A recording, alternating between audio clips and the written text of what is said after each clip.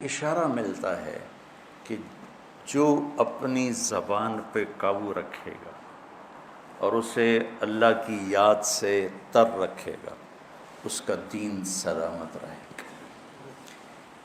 ایک ذکر ہے زبان کا جو سبحان اللہ و بحمدہ سبحان اللہ العظیم، یہ آدمی 24 گھنٹے نہیں کر سکتا، لیکن اس ذکر سے ایک اور ذکر جنم لیتا ہے جو مطلوب ذکر ہے، وہ ہے اللہ کی یاد۔ ذکرہ کا مطلب یاد کرنا ہوتا ہے، اور یاد کا تعلق زبان سے نہیں دل سے ہے۔ پہلے دل میں یاد آتی پھر زبان پہ ادائیگی ہوتی۔ ابھی آپ سب کو گھر یاد آ رہا ہے، دیکھ کیسے سبحان اللہ نکلا ہے۔ تو کیا خیال ہے کہ آپ سارے بیٹھ کے تسبیح پڑھ رہے ہو، گھر جانا گھر جانا گھر جانا گھر جانا، کہ دل کی ایک کیفیت ہے۔ تو یہ جو دل کی کیفیت ہے اس کو ذکر کہتے ہیں۔ جس کو 24 گھنٹے یہ نصیب ہو جاتا ہے وہ 24 گھنٹے ذکر والا ہے، اور یہی ذکر اصل ہے۔ پہنچنے کا ذریعہ ذکر لسانی ہے کہ ہم کثرت سے قرآن کی تلاوت اور اللہ کی حمد و ثنا کو اپنی زبان پہ لائیں۔ لاتے لاتے لاتے جب دل میں ہر وقت اس کی یاد بس جائے گی، پھر زبان سے کہے بغیر سبحان اللہ کا اجر ملے گا، الحمدللہ کا اجر ملے گا، اللہ اکبر کا اجر ملے گا، لا الہ الا اللہ کا اجر ملے گا، سبحان اللہ و بحمدہ اور سبحان اللہ العظیم کا اجر ملے گا۔ وہاں تک پہنچنے کے لیے یہ الفاظ کلمات ذریعہ اور سبب ہیں۔ تو جو اپنی زبان کو بچوں سنبھال لے گا، جو اپنی زبان کو سنبھال لے گا، جو اپنی زبان کو سنبھال لے گا، اس کے رشتے سلامت، اس کا گھر سلامت، اس کا دین سلامت، اس کی دنیا سلامت، اس کا علم سلامت، اس کی ہر شے سلامت رہے گی۔ حضرت لقمان علیہ السلام کا فرمان ہے کہ بیٹا میں چپ رہنے پہ کبھی نہیں پچھتایا، میں جب بھی پچھتایا اپنے بول پہ پچھتایا۔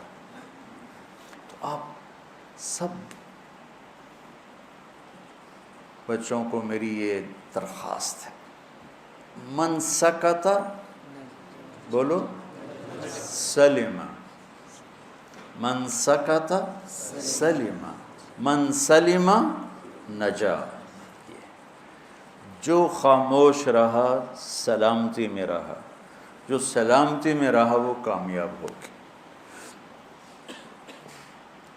آپ نے حضرت ابو ذر غفاری سے فرمایا، ابو ذر الا انبئک بعملین خفیف مؤونتہما عظیم اجرہما والذی نفسی بیدہ لم یأت الثقلان بمثلہما۔